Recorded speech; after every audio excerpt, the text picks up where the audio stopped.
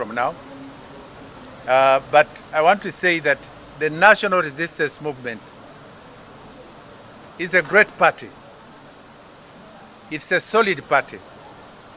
It is the only party in Uganda which has got over 72,000 cells, meaning that this mass arrangement gives the party the strength and the capacity to galvanize, to mobilize all the citizenry to support our gallant, going to be flag bearer, General Yoweri Kaguta Museveni. And I want to tell you that 2026, as we begin this journey, he is going to be nominated tomorrow in Kololo in the early part of the morning or mid-morning. And I want to tell you that we have organized Kololo because Kololo will be an area that can accommodate the multitude of people that can receive him. Because bringing them here to the chairman of the Electoral Commission's office, Professor Tango Doi, may not be appropriate for the multitude of people that are going to accompany him. But let me hasten to add that the National Resistance Movement is a strong party. Strong, and that's where we belong. Because collectively together, we can be able to work and build a strong foundation. And as you note, the foundation of the National Resistance Movement is anchored on 4 pillars ideologically: patriotism, okwagala ensi yo, to love your country; Pan-Africanism, okwagala or to love, kupenda watu yako, the people who are black, to ensure that we have a common market as Africans and the black people, to determine self-determination of our direction, strategic direction as the African continent and the black people. The third point is social economic transformation, to address the foundation that and the challenges our people face. For example, as a mass party, we have universal primary education. We have universal secondary education. We have universal health care. Our children now are being immunized and are able to live beyond 1 year, 5 years, which was not possible in the past regimes. This is the fundamental change we are talking about. We are talking about social economic transformation and anchoring on areas like universal secondary education and primary education, so that we can bring and invest in the human resource values of our people. We are addressing areas like poverty, unemployment, especially among the youth, service delivery, improvement also on areas like tackling equitable distribution of wealth. That's why you have PDM, improved roads that Honorable Musa Echweri is talking about. By the year 1986, when the National Resistance Movement took over power, we had less than 1,350 kilometers of tarmac. But today, we are north of 6,000 kilometers of tarmac, and we are now connected border to border to all our neighboring countries. This is fundamental. I also want you to note that in terms of electricity, by the year 1986, we only had generated capacity of electricity of 62 megawatts. Only 2 dams, 2 generators in Owen Falls Dam were working. Today we are over 2,047 megawatts and 5 dams built.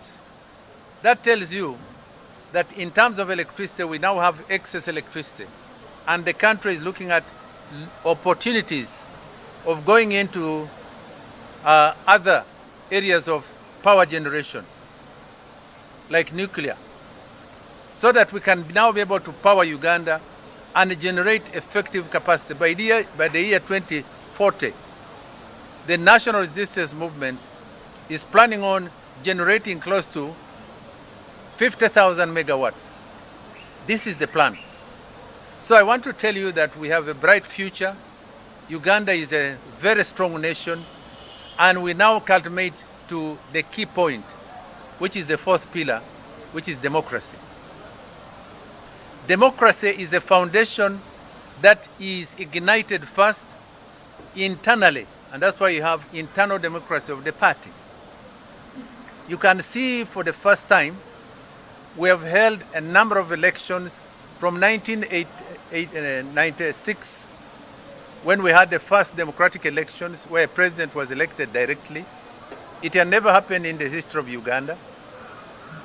In 2006, we now brought in, under a constitutional amendment, the multi-party dispensation.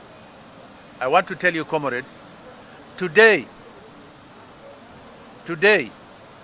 as we culminate and galvanize the democratic process of this country, which has been a journey, I want to tell you that we have been able to exercise our democratic right. And why am I gunning for the leadership of the national resistance movement at the apex? This is what you need to note. The national resistance movement is the only political organization which has got the capacity to generate an organic, systems-led, persons-led, and revolutionary-led leadership. The national resistance movement is a revolutionary party.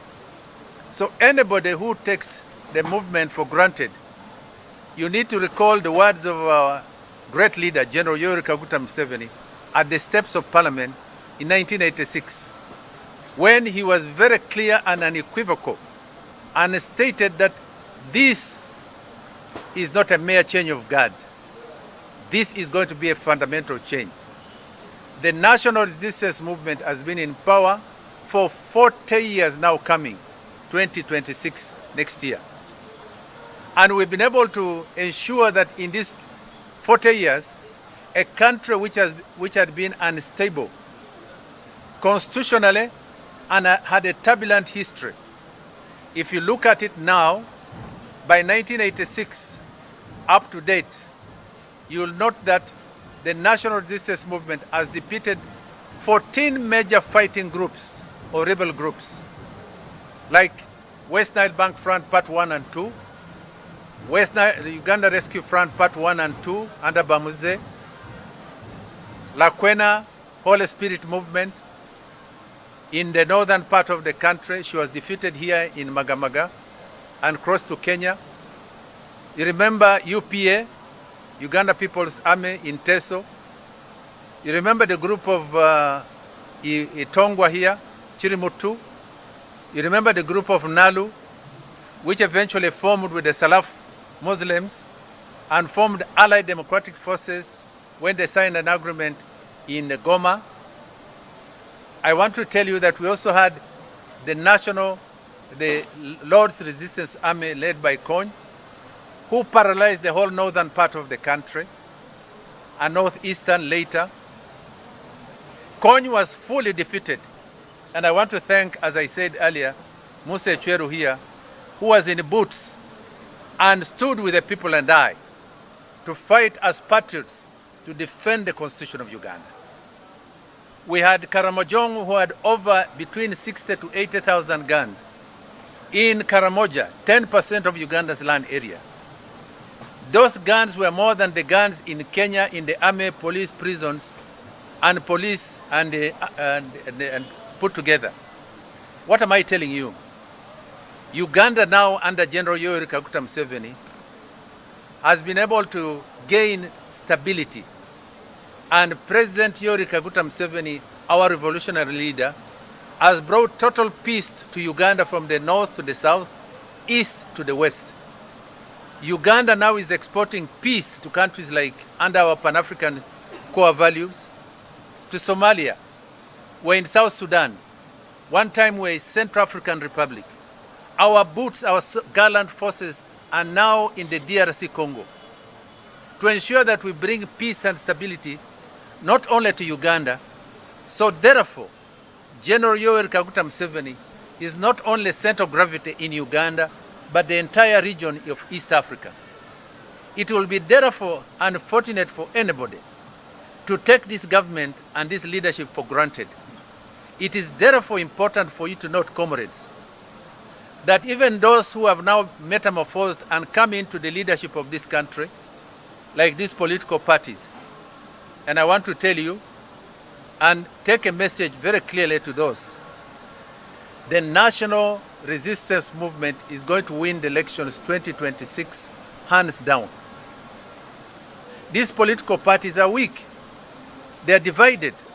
They are not organized. And I want you to get the foundation. It is these electoral processes that we're going through that give us the strength as the party to exercise political hygiene and elections in the party internally. Then we can now get the best players to go and play at the national level. No other party does that. It's only the national resistance movement. Take note, and the message must be loud and clear. We are now going to determine a much more formidable direction for the country. And I would like to thank President Museveni, who has committed the country and his leadership to fighting corruption. 2026, 2031, his main agenda is going to be fighting corruption, talking about East African political federation. We must bring these economies and be able to sublime the divisions that were caused by our colonial masters. I want, therefore, for those of us who have come forward, for you to note, we are not just actors. We are not in the charade of those who are in the theater. We are not theater goers. I've seen some people who are standing with me, and I want to tell you, bring your best foot forward. I want you to note that we are not sponsored by foreign masters. I see some of our comrades are being sponsored by foreign masters as puppets. We are solid patriots. We are solid Pan-Africanists. And I want you to reject those who are agents of or the prophets of doom, whose interest is not only to come and acquire power for or leadership for the good of the party. I think you must now interrogate their interest. Why do some people want to be at the highest level of leadership where there is commitment? And I want you to note that our mobilization capacity is undoubted. In 2020, when we had the national elections, and it was the peak of COVID. At the peak of COVID, President Museveni did not suspended campaigns because he did not want people to be infected. And we lost a few lives, and I would like to thank him for that leadership. But I went round with comrades against the wave of NUP in Buganda in the eastern, and I want to tell you that using my own resources, including a helicopter, I was able to go around the eastern part of Uganda, and we're able to get 97 members of parliament, NRM, out of 141. We're able to get 25 NRM independent leading members of parliament. NUP, despite the wave, got only 2 members of parliament, Honorable Nambeshe from Bugisu and the lady in Jinja. Jema got only 1, Honorable Basaliro in Bugiri. FDC got only 11 members of parliament. That shows you that the leading and the majority leaders and the leadership of the party in the country is mainly from the east. That shows you the strength, the capacity of mobilization. And we're able to, the president won in eastern, we were actually second to the west. in voting for the president. That you cannot remove a winning captain from the playing football ground. If you have Ronaldinho or Ronaldo, ngasamba mpira bulungi, bamujja mpira. This is Ronaldo. Leave the other amateurs. The others are amateurs. They have never even been chairpersons LC1. You have never been chairman LC2. You have never been chairman LC3. You have never been chairman LC5 or 4. You don't climb a tree from the top. You climb a tree from the bottom. What am I telling you? I started leadership as Secretary for Defense LC1 Bugorobi in Akawa Division. Secretary for Defense LC2 Bugorobi. LC2. I became chairman LC2 Bugorobi. I became vice chairman Nakawa Division. I became councillor Nakawa Division. I became chairman, acting chairman Nakawa Division when Honorable Mulenga was appointed by the president to be in the Court of Appeal. Then I became a member of parliament. I was the vice chairman of the Committee on National Economy. I was a member and a vice chairman on the Committee of Presidential and Foreign Affairs. I was an effective minister of health. Then I put all this aside and said, now, I told the president, I'm not going to stand as a member of parliament. I am going to stand as the vice chairman of the National Resistance Movement and concentrate on the mobilization of the party. That's why I was able to give you the fruits we were talking about. You cannot be a member of parliament. I see some people want to be members of parliament. You want to be also a minister. You also want to be, some of them, I've seen them, they want to be in the Central Executive Committee. How greedy can you be? Some people have picked forms to be chairpersons, to members of parliament in some of the areas. I think they say you cannot be a master of all. So my message to you and to the comrades is that the communication to you is to understand the foundation of this great mobilizer, who can be able to donate and give a party, our party, a helicopter to campaign all around the country and be able to mobilize without support from the secretariat here where I'm seated. That shows you the full commitment of Wagazi Bwegwanga, upendo wa ya nchi. I can speak all the languages in Eastern Uganda.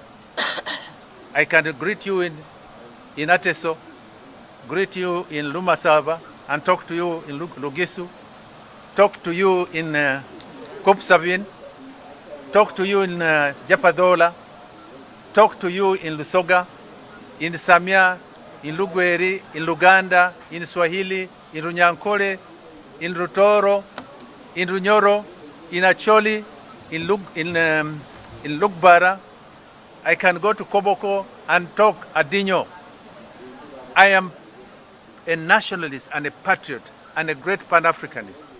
That's why I'm the chairman of the Pan-African Movement Uganda chapter. I believe firmly, comrades, I believe firmly in my full support and my total support for General Yoweri Kaguta Museveni.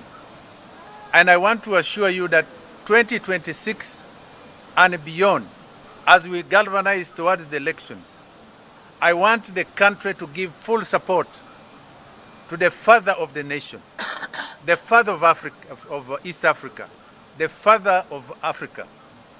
This is the only living legend of the African continent, who I want to tell you was able to house African National Congress, the military wing of MK Nkonge Wasizwe, in Uganda when all other countries had rejected. He stood with the people of South Africa. He has stood with the people of Rwanda. He has stood with the people of DRC Congo. He has stood with the people of South Sudan. He has stood with the people of Somalia. He has stood with our brothers and comrades wa ndugu zetu kutoka Tanzania. This is a living legend, and I want to assure you, comrades, my stand is to ensure that Uganda, and under the national resistance movement, continues to galvanize. We are not going to negotiate ourselves out of power.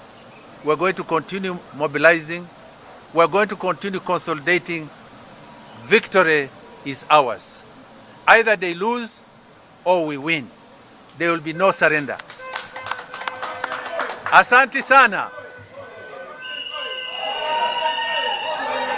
Questions?